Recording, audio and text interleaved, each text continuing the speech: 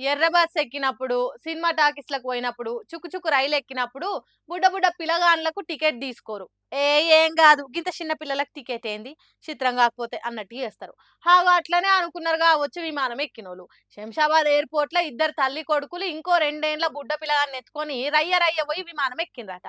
అయితే టికెట్లు చెకింగ్ చేసే కాడనే చూడాల్సిందట గానీ అన్నీ సరిగ్గానే ఉన్నాయి గావచ్చు అనుకున్నారట. ఇంకేమున్నది జోరుదారుగా పోయి విమానంలో కూసోని పక్కకున్న ఖాళీ సీట్‌ల పిల్లగాడిని కూసోబెట్టిండ్రట. కానీ ఆ సీట్ రిజర్వేషన్ చేయించుకున్నోళ్ళొచ్చి అడిగితే వాళ్ళతోని లొల్లి పెట్టుకున్నారట. కండ్లకు కనిపిస్తలేదా?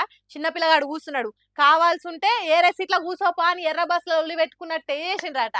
అంతెల్మే విమానంలో పనిచేసే ఎయిర్ హోస్టెస్ ఉరికొచ్చి అడిగితే అప్పుడు చిన్న పిల్లగానికి టికెట్ తీసుకోలేదనే ముచ్చట తెలిసిందట. ఇంకేమున్నది పోలీసులకు ఫోన్ కొడితే వచ్చి అమ్మ బయటికి రాను విమానం దించిండ్రట. ఇంకా నయ్యం విమానం గాలిలోకి ఎగిరినంక లొల్లి మొదలు కాలేదు. అప్పుడు ఇంకెట్లుండునో ఏం కథనో.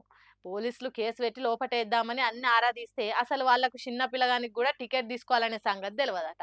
రైలెక్కినప్పుడు తువ్వాల, దస్తీ, చున్నీలేసి సీట్లు ఆపుకొని కూర్చున్నట్టు ఉంటది విమానంలో కూడా అనుకున్నారు కావచ్చు. పాపం వాళ్ళకి తెలవక జరిగిన తప్పు కాబట్టే కేసు పెట్టొద్దని వదిలిపెట్టిండ్రట పోలీసులు.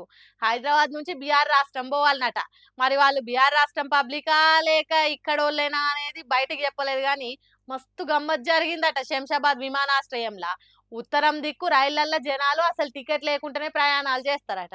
టీసీ వచ్చి అడిగితే రైళ్ల నుంచి బయటికి నెట్టేస్తారట. అట్లనే ఉంటది కావచ్చు అనుకున్నారు. విమాన ప్రయాణం అని చెప్పుకుంటూ నవ్వుకున్నారట. ఎప్పటికి విమాన ప్రయాణాలు చేసే జనాలు. మరి విమాన ప్రయాణాలు కూడా సామాన్యులకు అందుబాటులో ఉంటాయి కదా రూల్స్ అనేటివి తెలిసేది.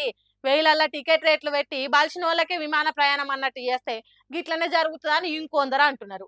ఏదేమైనా టికెట్ తీసుకోకుండా విమాన ప్రయాణం చేసుడు గమ్మత్తున్నది కదా ముచ్చట.